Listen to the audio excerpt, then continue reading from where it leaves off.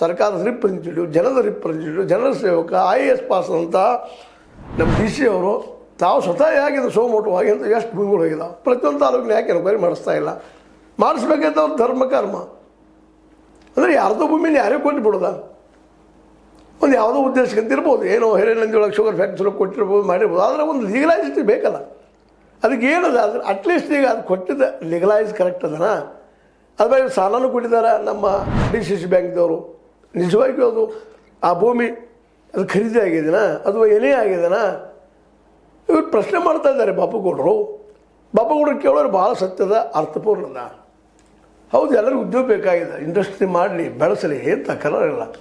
ಯಾಕಂದರೆ ಇವತ್ತು ನಾವು ಓಪನ್ ಮಾರ್ಕೆಟ್ ಮಾಡಿದ್ದೀವಿ, ಅವ್ರನ್ನ ಓಪನ್ ಮಾರ್ಕೆಟ್ದಾಗ ಎಲ್ಲರೂ ಬದುಕಬೇಕಾಗಿದೆ.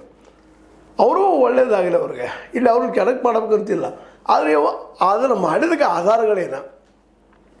ರೆಡ್ ಹ್ಯಾಂಡ್ ಸಿಕ್ಕಂತಹ ಅವತ್ತಿನ ತಹಸೀಲ್ದಾರ್ ಔದ್ರಾಮ್ ಅವರು ನಾವು ಕೊಟ್ಟೇ ಇಲ್ಲರಿ ಅಂತ ಹೇಳ್ತಾ ಇದ್ದಾರೆ. ಹಾಗಾದ್ರೆ ಮಾಡಿದ್ರೆ ಯಾರು?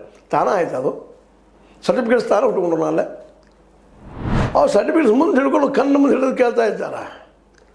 ಅದೇ ಕಾಲಕ್ಕೆ ಅದು 5.6 ಎಕರೆದೇನೋ JC ಶೆಟ್ಟರ್ ತೊಗೊಂಡಂಥ ಭೂಮಿ, ಅದನ್ನು ಕಣ್ಣು ತಂದಿರ್ತಾರೆ. ಗುಳೇದವ್ರು ಹೇಳ್ತಿದ್ರು ಸ್ಪಷ್ಟವಾಗಿದ್ದು, ಫೈರಿಂಗ್ ಸೆಂಟರ್ ಇದು, ಪೊಲೀಸ್ ಫೈರಿಂಗ್ ಸೆಂಟರ್ ಅಂತಾರೆ.